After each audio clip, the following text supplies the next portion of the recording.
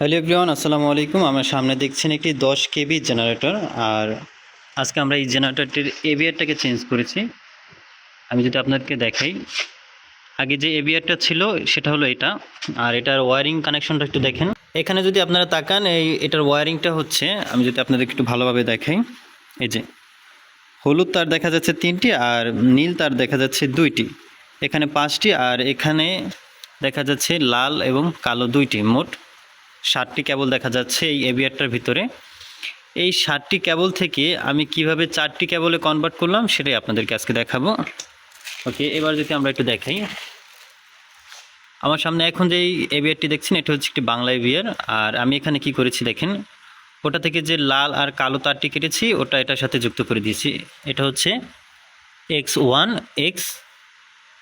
X1 বলতে X plus আর double x plus আর double এক্সের সাথে আমি কি এই যে লাল কালো তারটিকে জয়েন করে দিয়েছি। এটা হচ্ছে এক্সাইটেশন ভোল্টেজ, এটার মাধ্যমে অল্টারনেটরে এক্সাইটেশন ভোল্টেজ যাবে আর কি ম্যাগনেটিক ফিল্ড তৈরি করবে। আর এখানে দেখেন যে ওয়ারিংগুলো ছিল, যে হলুদ 3টি আর নীল 2টি, আমি এটি সম্পূর্ণভাবে বাদ দিয়ে দিয়েছি। বাদ দেওয়ার পরে এই দেখেন এখানে আমি 2টি কেবল লাগাইছি লাইন অনে এবং নিউট্রালে। কেবল লাগানোর পরে এই কেবলটা সরাসরি চলে গেছে, এই যে এখানে দেখছেন ব্রেকার, এই ব্রেকারে চলে গেছে। এখানে ব্রেকারের একটা ফেজের সাথে কানেকশন করেছি, আর যে ভিতরে যে নিউট্রালের যে লাইনটা আছে নিউট্রাল লাইনের সাথে আমি লাগিয়ে দিয়েছি। এখন কি হচ্ছে, এখন যদি আমি জেনারেটরটিকে স্টার্ট করি তাহলে দেখবেন যে আমার এই ডিসপ্লেতে 400 ভোল্টেজ শো করবে। ওকে, আমি একটু স্টার্ট করে দেখি। আপনারা চাইলে এভাবে এভিআরটাকে কাস্টমাইজ করে নিতে পারেন নিজের মন মতো করে। আমি এখন একটু স্টার্ট করি জেনারেটরটাকে। ওকে, প্রথমে আমি সুইচ দিলাম, এবার আমি ট্রান্সফার করব।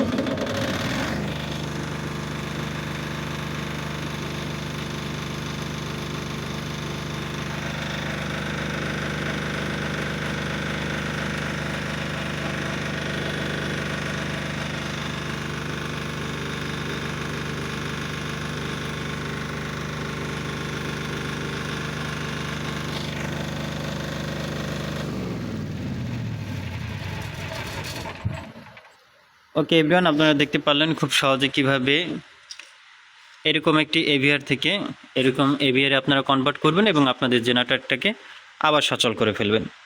দেখা হবে এরকমই নতুন নতুন টিপস নিয়ে আপনাদের সামনে। আজকের মাত্র এই পর্যন্তই। আল্লাহ হাফেজ।